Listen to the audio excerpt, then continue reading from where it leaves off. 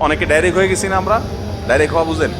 মনে করেন মোবাইলটা হাতে আছে, স্ক্রল করতেছেন করতেছেন করতেছেন যাচ্ছেন, মনে হয় যে কিছু হারায় গেছে। ঘন্টাকে ঘন্টা, ঘন্টায় ঘন্টা আপনি স্ক্রল করতে নিচের দিকে যাচ্ছেন, কি হাতে দিয়েছেন নিজেও জানেন না। এটা বলে ডাইরেক্ট হয়ে যাওয়া। এই ডাইরেক্ট হয়ে যাওয়ার কারণে পড়াশোনা ধ্বংস হয়, নামাজে মনোযোগ থাকে না, বাবা মার অবাধ্য হয়ে যায়। একটা গল্প আমি প্রায় সময় বলি, কোথায় যেন পাইছি গল্পটা।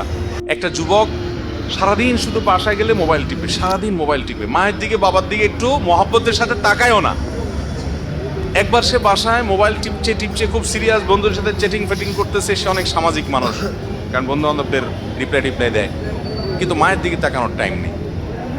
হঠাৎ করে মোবাইলটা ধপাস করে রেখে মায়ের দিকে তাকায় আসে, নির্মল এবং পরিষ্কার একটা হাসি দিয়ে দিছে।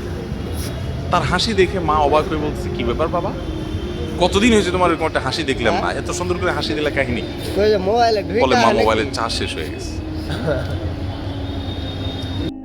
চার্জ যদি শেষ না হইতো তাহলে তোমার দিকে তাকানোর টাইম ছিল আমার? যেহেতু মোবাইলে আতাইতে আতাইতে চার্জ শেষ, কি আর করবো এখন, তাকে হেসে দিলাম তোমার দিকে।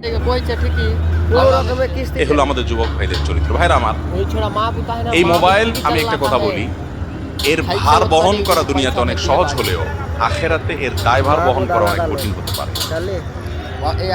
এটা বহু মানুষকে জাহান্নামে নিয়ে যাওয়ার জন্য কারণ হবে। আসুন, মোবাইল যেন আমাদেরকে ব্যবহার না করে, মোবাইলকে আমরা ব্যবহার করি, কন্ট্রোল করি, নিয়ন্ত্রণ করি, যেমনি সেমনি এটা হাতাহাতি অপ্রয়োজনে না করি।